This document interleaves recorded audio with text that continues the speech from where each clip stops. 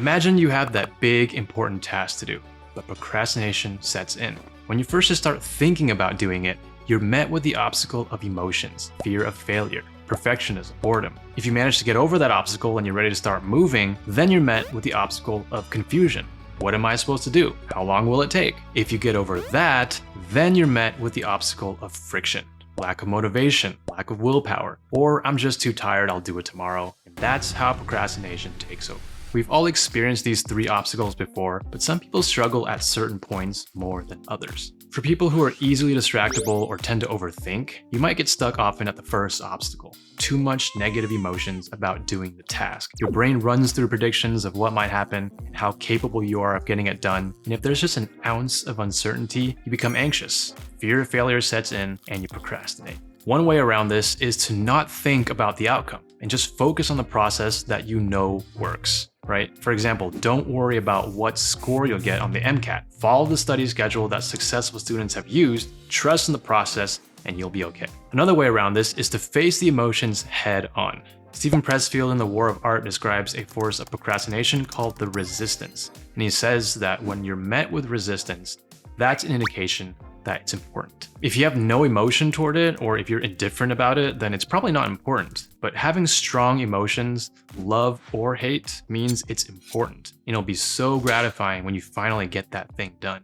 Next are the people who have the motivation and want to get things done, but they don't know what to do. So they waste their time and energy doing things that feel productive, but actually don't matter. So Brian Tracy from the book Eat That Frog says that your frog is that one task that has the greatest impact on your life at the moment. So if med school applications are coming up and you need to write that personal statement is your frog. You need to sit down and just eat that frog, right? Don't get sidetracked by all those other insignificant tadpoles just because they're easier to digest. But how do you know what's a frog and what's not? Well, one way is to try thinking about the consequences of not doing something. Like, what would happen if you didn't check social media for a day or for a week? If the consequences of not doing something don't ruin your life, then it's not important right now. Another way around this is to ask yourself, if you were only allowed to do one thing all day, what would it be? Ask yourself that question 3 times. Those 3 tasks that you come up with, those are the 3 most important tasks, right? According to the 80-20 principle, those tasks are the 20%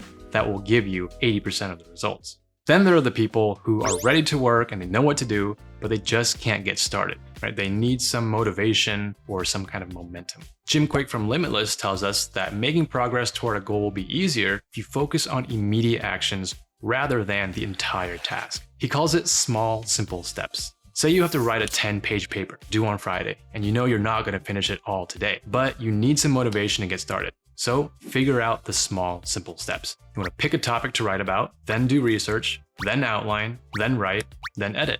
If you just can't get started, don't just sit there in default anime binging mode, right? Get your ass up and just do something. This is Mark Manson's do something principle. Just do something, get yourself in motion, and build that momentum up like a snowball.